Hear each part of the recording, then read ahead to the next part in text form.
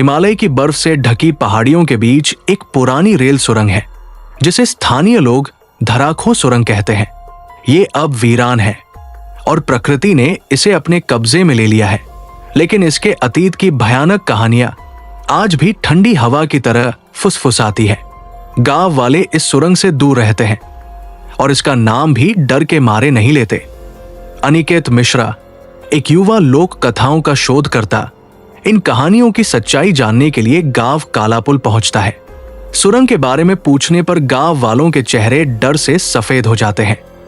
धराखो तुम्हारे लिए नहीं है, गांव के बुजुर्ग ने चेतावनी दी। इसे वैसे ही छोड़ दो, कुछ रहस्य पहाड़ों के भीतर ही छुपे रहना बेहतर है। लेकिन अनिकेत ने उनकी बात नहीं मानी। अगली सुबह वो सुरंग की ओर निकल पड़ा, अपने साथ एक टॉर्च, एक नोटबुक और अंतहीन जिज्ञासा लेकर। जैसे जैसे वो सुरंग के करीब पहुंचा, हवा ठंडी होती गई और जंगल का माहौल अजीबोगरीब रूप से गहरा होता गया, मानो सूरज की रोशनी भी उस रास्ते पर जाने से इनकार कर रही हो।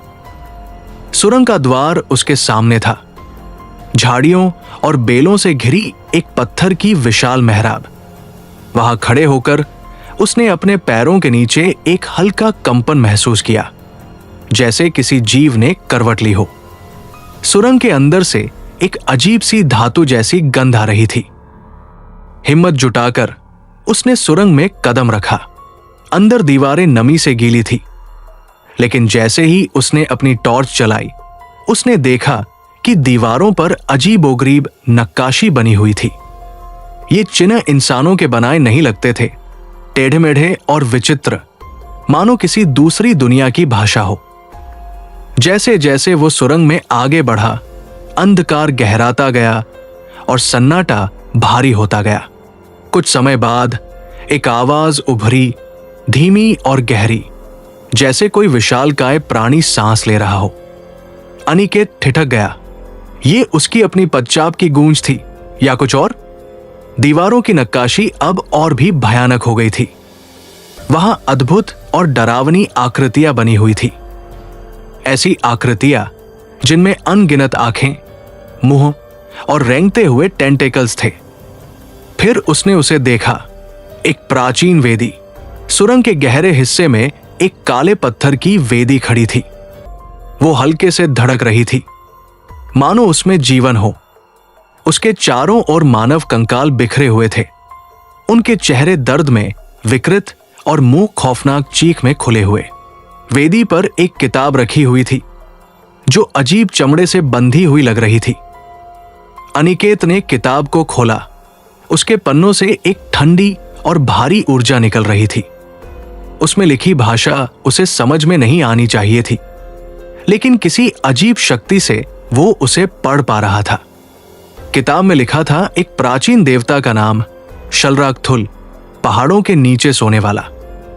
किताब में यह भी लिखा था कि यह सुरंग एक कैदखाना थी जो इस देवता को जगा न सके इसलिए बनाई गई थी। तभी एक तेज आवाज ने अनिकेत को चौंका दिया। सुरंग की दीवारें हिलने और मुड़ने लगी, मानो पत्थर जीवित हो गए हों। जो हल्की गुनगुनाहट उसने पहले सुनी थी, वो अब एक गगन भेदी गर्जना बन चुकी थी। अंधेरे में परछाइयां टेंटिकल्स जैसी आकृतियों में बदलने लगी। उन आकृतियों की आंखें किसी और दुनिया की रोशनी से जल रही थी। अनिकेत भागने लगा। उसकी टॉर्च झपकने लगी और अंधकार ने उसे घेर लिया। हवा में फुसफुसाहटें गूंज रही थी, पागल कर देने वाले मंत्र जो उसके होश छीनने लगे।